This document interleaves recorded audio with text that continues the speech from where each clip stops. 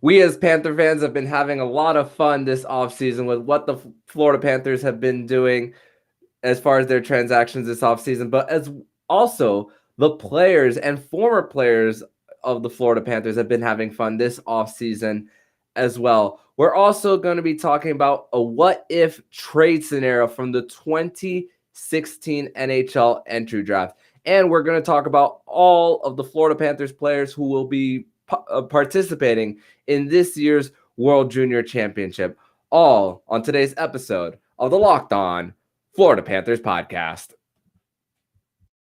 Your Locked On Panthers, your daily podcast on the Florida Panthers. Part of the Locked On Podcast Network, your team every day.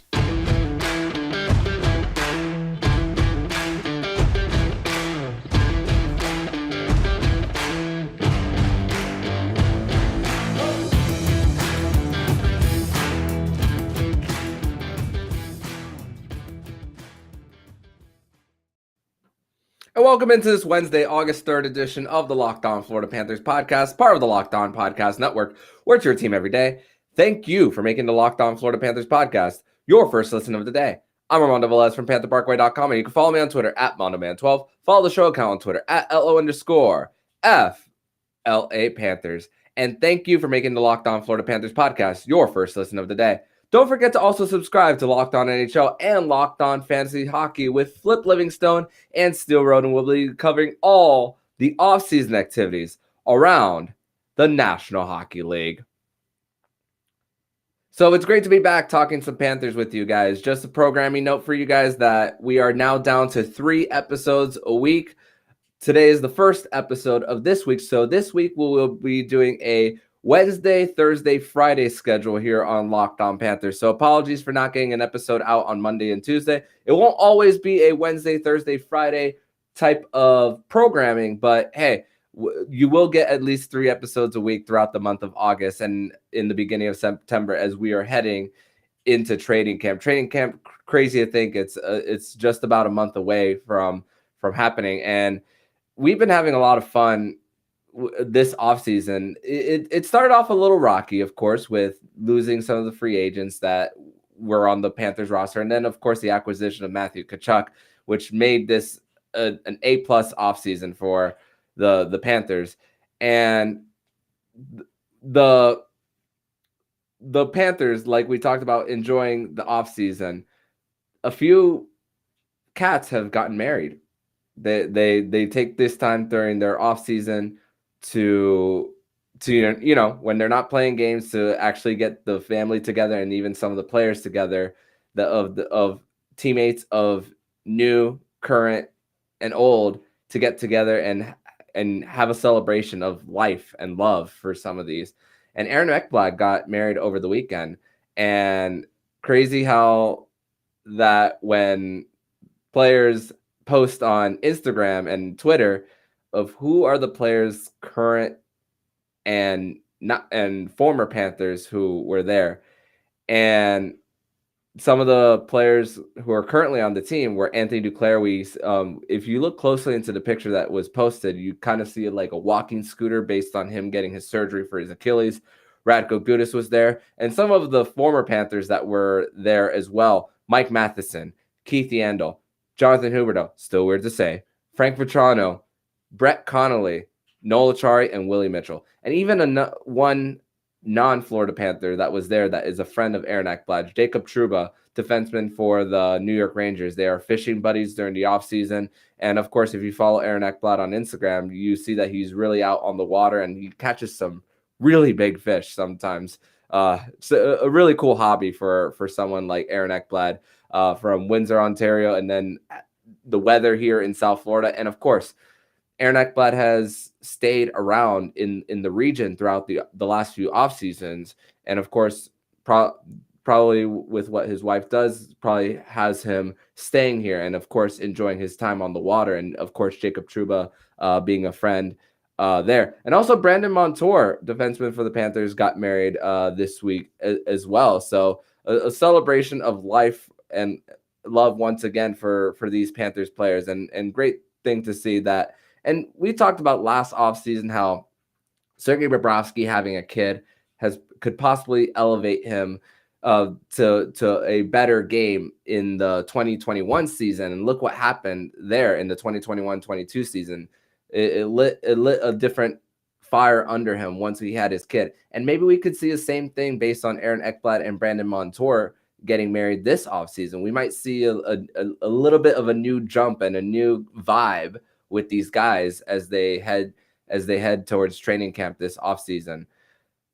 Also, personally, I want to give a congratulations to someone that I know personally, Panthers fan, and a really good friend of mine who I've known for over a decade and a half now. Part of Panthers Twitter, as some of you who are on Twitter know, Paul Gooch, at the Gooch Stop, who is also a Twitch streamer. If you guys happen to be following this podcast and Florida Panthers fans on Twitch, he's one of those well-known names there, and I want to say a public congratulations to my friend Paul Gooch on getting engaged to his longtime girlfriend of 6 years. So congratulations to my good friend Paul Gooch. But continuing the conversation on some former Panthers, Mason Marchment, a rough offseason for him.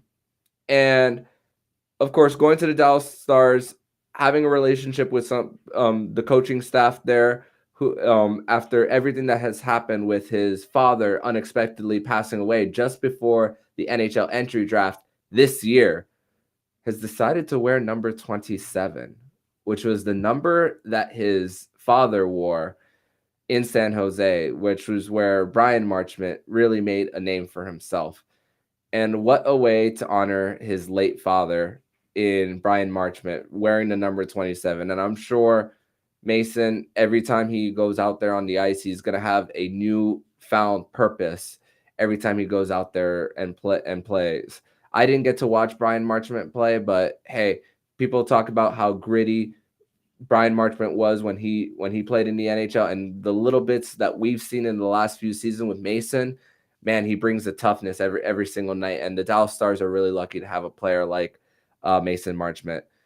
And more on other former Panthers and Jonathan Huberdeau, just right before Aaron Ekblad's wedding, it was reported that Jonathan, the GM of the Calgary Flames, Brad Treliving, actually flew out to Jonathan Huberdeau's home in Quebec to actually get to know him and kind of get a feel of where he is as far as contract and all.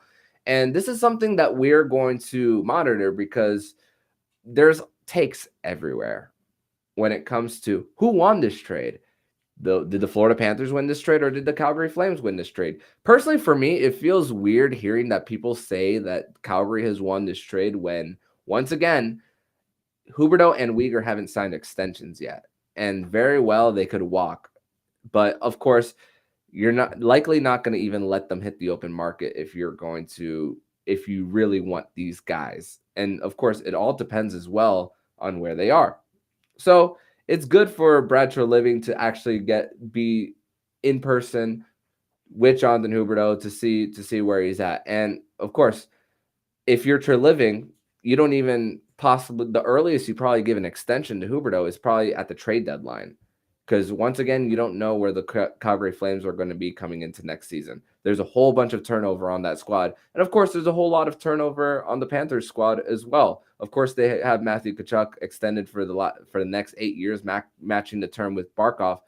But the Calgary Flames are in a little bit of a different situation on Mackenzie Weegar and Jonathan Huberdeau that can easily have them flip for even more picks. So that could be a trade to set up another trade and getting more assets in that. And we kind of see that again this offseason, but with a free agent signing in John Klingberg to the Anaheim Ducks. Kind of reminds me of a defenseman version of Taylor Hall when he first signed with Buffalo and found a way. The Buffalo Sabres were not good. They haven't been for a while. Scores only 2 goals.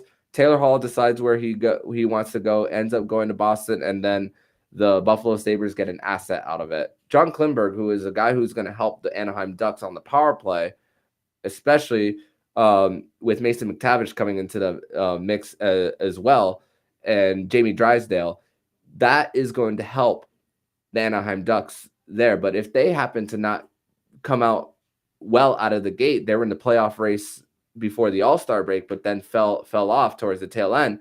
They could easily trade John Klingberg and get a pick out of it, or if they're doing well, they could very well extend John Klingberg. So kind of like what the GMs of the Ducks and the Flames are kind of playing a little game of chess here in a way to get more assets out of it and possibly manipulate other teams, because with the flat cap, remember, sellers can easily manipulate the buyers more than the other way around. It's more of a seller's market right now with trades.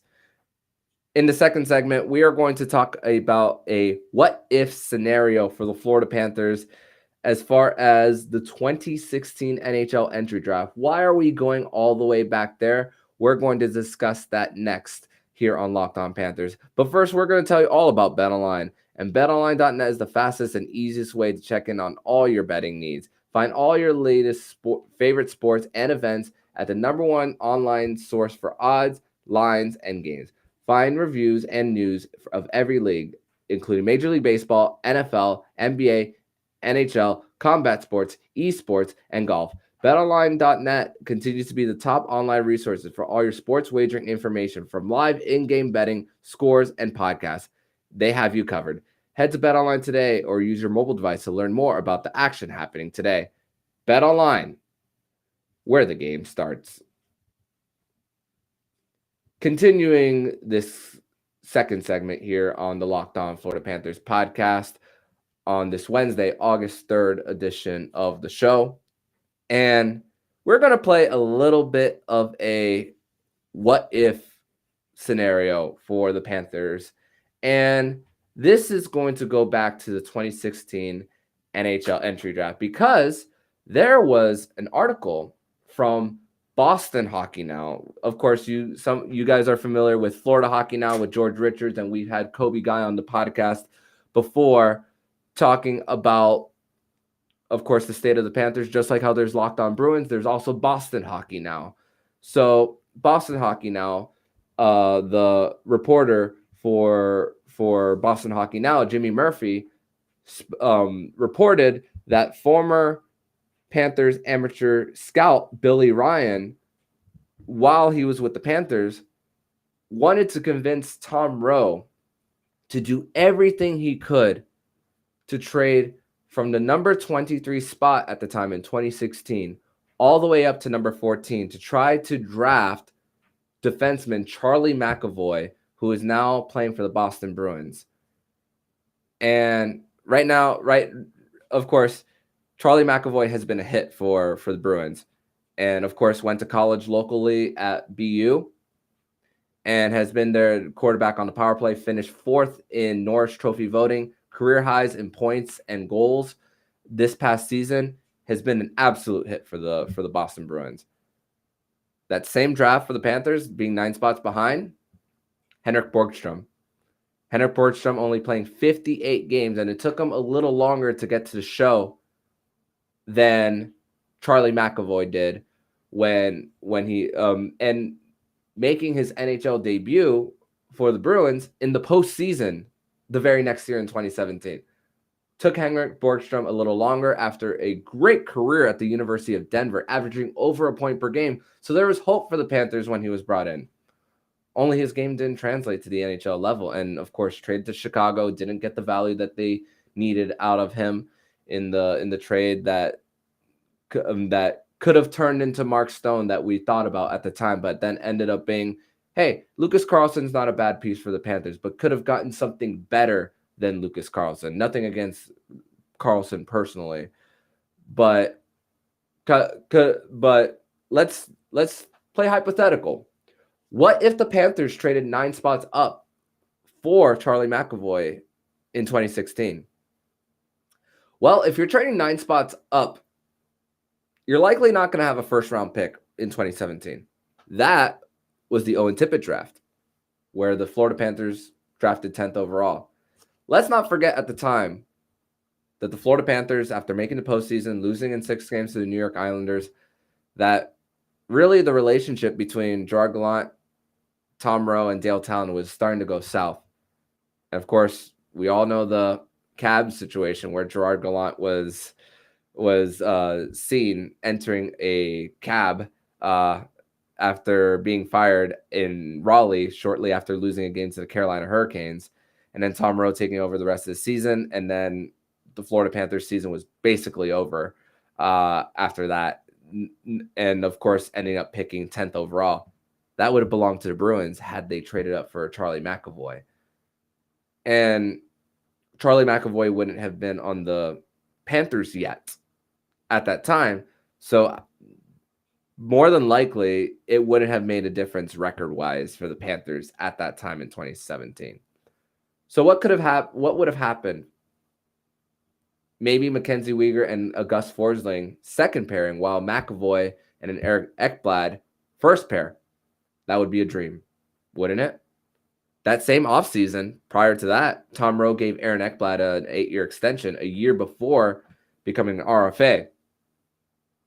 And at 7.5, Aaron Ekblad has become a great value for that contract that he's getting. Is very team friendly. And of course, once again, last year was the year to go for it. Owen Tippett was used as the asset to trade for Claude Giroux. Chances are the Florida Panthers still go for Claude Giroux last season.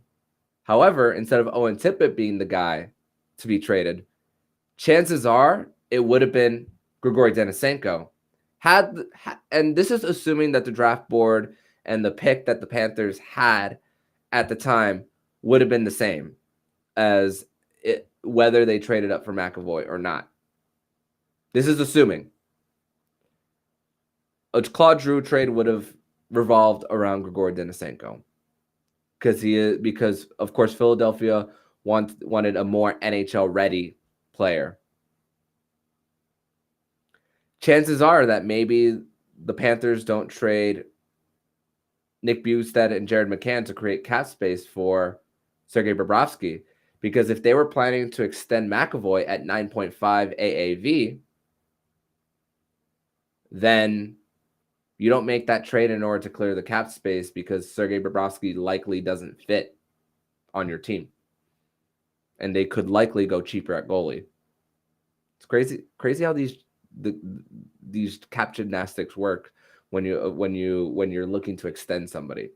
And of course, if they try to sign Bob, what would an extension for Charlie McAvoy look like? Or do you do the unfortunate and trade him? And one other thing is that they probably don't trade for Matthew Tkachuk as well this time around, because McAvoy would have taken up that space on the defense. But hey, more balance. It's not with Tkachuk on this team. Remember, it was something that we hadn't expected to happen. And I think the Florida Panthers still would have been fine this year and next, even when keeping Huberdeau and Weegar. They're still going to be a good team this year with Tkachuk. Chances are Huberdeau doesn't get traded, and you have more balance across the lineup right now. But still a possibility for the Panthers to fall off a cliff a year or two later than where we are right now. If this team is so cap-strapped, for damn sure, Mackenzie Weegar walks. There was always speculation that he was going to walk next offseason had they not made that Tkachuk trade. Maybe it's a little harder to extend Huberdeau because you have McAvoy on your team. But again, you might not have Bobrovsky on the team with that huge cap hit. So maybe you could have fit McAvoy, Ekblad, Huberdeau, and Barkov on your team. Maybe. So that could have been an opportunity cost for the Panthers to still have that on their team. Two Norris Trophy caliber defensemen. I mean, Mackenzie Weegar was voted in the top 15 of Norris voting, so I guess you can call him that too. but not to the level of Charlie McAvoy. He's been an absolute hit for the Boston Bruins. But just imagine that. And maybe you go after someone like a Semyon Varlamov in the 2019 offseason instead at a way cheaper price and a way shorter term. And Spencer Knight, maybe if you get Charlie McAvoy with Semyon Varlamov, currently with the Islanders, has 1 year left on his deal. With 1 year left on his deal right now, Spencer Knight would be the for sure starter next season. It's your crease, bud. But with the no move clause of Sergei Bobrovsky, for sure this year is going to be Bob being the number one and Knight still being number two as part of Knight's last year of his ELC. Next year is still unknown. Still. So that is a what if scenario of what if the Panthers decided to trade up from 23 to 14 to draft Charlie McAvoy. And like I said, you're going to have to give up you would have had to give up at least one first round pick and possibly some more at the time. I don't think it would have taken 2 first round picks, but at least one, maybe a third and then a 4, and then you get back maybe, and then you get in return maybe like a 6 or 7, something along those lines, and maybe a player on your roster. But you're giving up at least the one, and Owen Tippett never steps foot in a Florida Panthers uniform, and he might be somewhere else. So that is what a trade could have looked like for the Panthers. And go read that article on Boston Hockey Now on the report of the Florida Panthers wanting at the time to try to trade up for Charlie McAvoy. I think this was just a really fun exercise to just imagine a little bit. What if Charlie McAvoy made his debut with the Panthers? And based on last season that he's had, man, what a blue line that would be for the Panthers. In the next segment, we're going to talk about some Florida Panthers representation at this year's World Junior Championship, rescheduled World Junior Championship. We're going to talk about the players who were there and the players who are not going to be there for the Panthers. We're going to discuss that next on Locked On Panthers. Your Locked On Panthers, your daily podcast on the Florida Panthers. Part of the Locked On Podcast Network. Your team every day.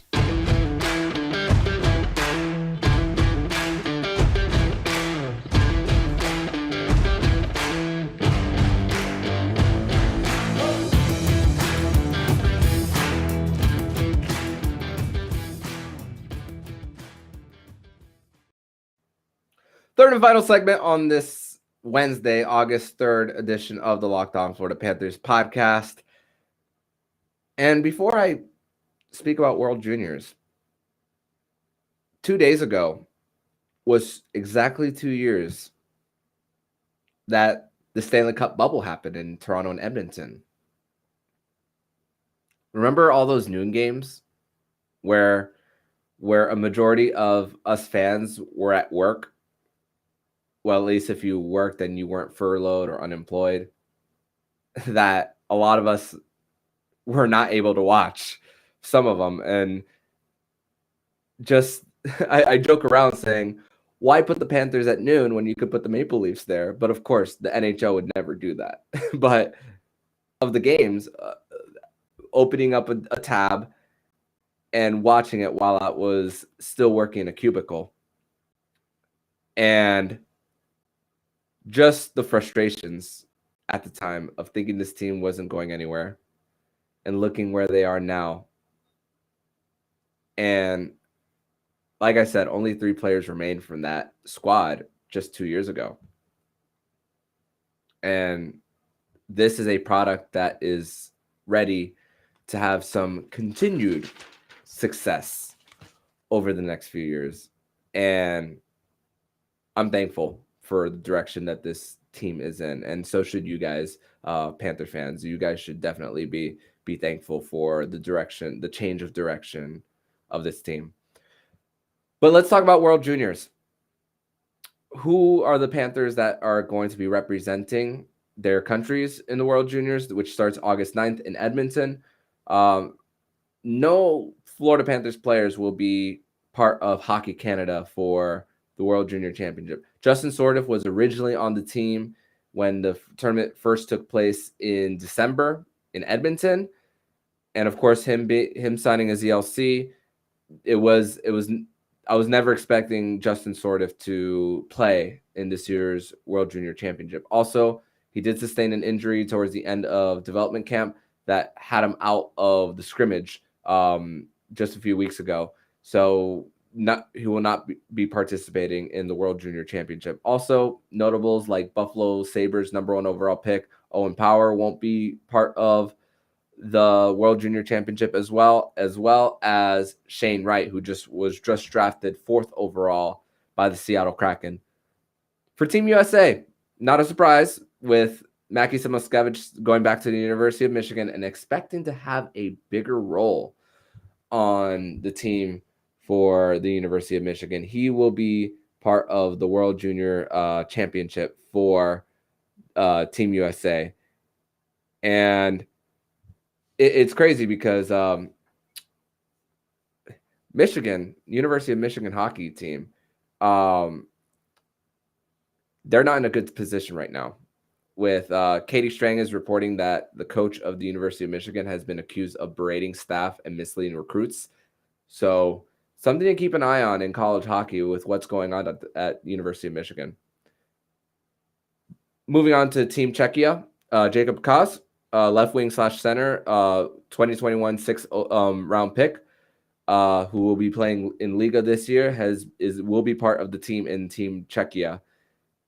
Defenseman Kasper Puccio, 2020 5th round pick for the Panthers, 153rd overall, will be playing in Liga this year, will be part of Team Finland this year at the World Juniors, as well as Sandis Velamis, who was a recent draft pick of this year's entry draft, 2022 5th round pick, will be playing in the OHL this year for the Sarnia Sting, which is on the western side of Ontario, kind of near where Aaron Ekblad's hometown is of Windsor, Ontario. So kind of on the border of Ontario and the state of Michigan. So really close by there. So lots of Florida Panthers representation happening for this year's World Junior Championship. However, the most recent reports from Hockey Canada, and trigger warning for anyone listening on what's been going on, what we've been talking about the last few weeks with myself and Jacob Winans. Of course, as you notice, it's Wednesday and Jacob is not on the show today. He will be back next week. We are in communication. But I just hope that these players, these young men, are looking at what went on in 2018 and 2003. If you guys want to go back to the last 2 Winans Wednesdays, listen to those episodes and listen to what we spoke about on everything that's happened in Hockey Canada. But it's not just a Hockey Canada problem. I don't want people to get that twisted. I hope that the players that are currently playing on these teams this year and even beyond look at that situation and say, you do this, that this will not be acceptable on using people, and that sexual misconduct is not okay. And we saw something in the NFL with Deshaun Watson only getting suspended 6 games after everything that happened with 20 plus massage therapists. And it's just a joke, that suspension handed down. And with everything that's happened in 2003, I don't know what kind of consequence is going to happen for those players, where a majority of them aren't even playing in the NHL anymore. To 2018, you have a whole bunch of players who are still in the league, very notable names. So I hope that the NHL and Hockey Canada and the IIHF are looking at what happened in 2018 and just freaking put their foot down and just say to themselves and say to these players that this will not be tolerated. And I hope that these players go to this tournament and just say, we're going to have fun and we're going to stay out of trouble. And of course, yes, the mind is not fully developed at that age and you make really, really dumb decisions at that point, but it's still not an excuse. These are human beings we're talking about and the treatment of others. So what I'm hoping is that we just hear about the tournament and about how these players play. But if this situation does happen again, it will need to be talked about and it will need to be reported, and that we need to continue that conversation until it doesn't happen again. And that's what I hope coming out of this. But going back to the hockey side of things, I know that a lot of players are missing their opportunity to represent their country in the World Juniors after it being originally postponed because of the Omicron variant of COVID.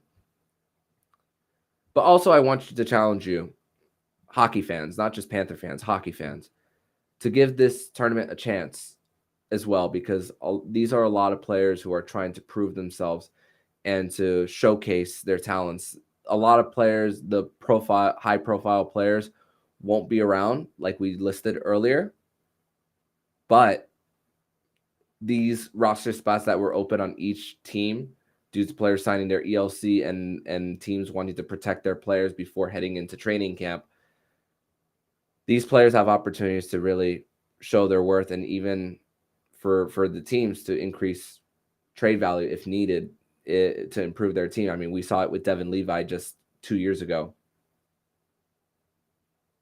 Just a seventh round pick, improving and really showing his worth as a goalie.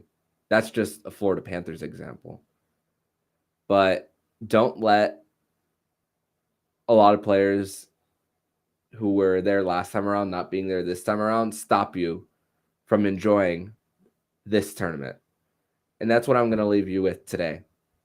So enjoy the hockey. It's going to be still a few more days until the World Junior starts, but we're starting to get some rosters out for each World Junior team, and it's going to be fun. And it's very, very exciting to see that we have some Florida Panthers representation here at the World Juniors. On tomorrow's episode of the Locked On Florida Panthers podcast, there is a chance that we might have a very special guest. It will be their first, possibly, no confirmation yet, but we don't want to spoil anything in case a recording doesn't happen with this special guest. It'll be possibly their first time on the show. And it's going to be an exciting episode talking about everything related to still the Tkachuk trade, their perspective, and all. It's hopefully going to be an exciting show if we are able to get this person on. Still in the works of communication, trying to get them on. But if we do, prepare, because it can possibly be a really fun show.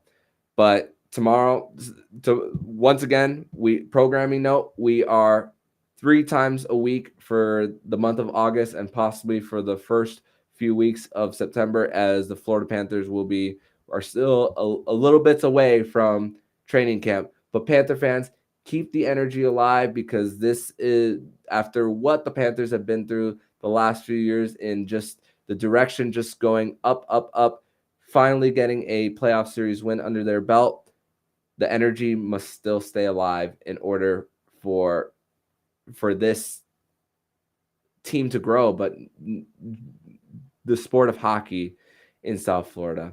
So once again, let's keep this energy alive here. Hope to see you guys tomorrow on Locked On Panthers, and it's hopefully going to be a fun show. But in the meantime, if you like what you're hearing, please subscribe to the podcast to be notified every single time the Locked On Florida Panthers podcast jumps into your podcast feed. Don't forget to also subscribe to Locked On Fantasy Hockey with Flip Livingstone and Steel Roden. We'll be covering all the offseason activities around the National Hockey League. Thank you for making the Locked On Florida Panthers podcast your first listen of the day. And for your second listen of the day, make sure to listen to today's episode of Locked On NHL. Locked On experts give you a daily 30-minute podcast on all things NHL all year long. Stay up to date on everything in the hockey world.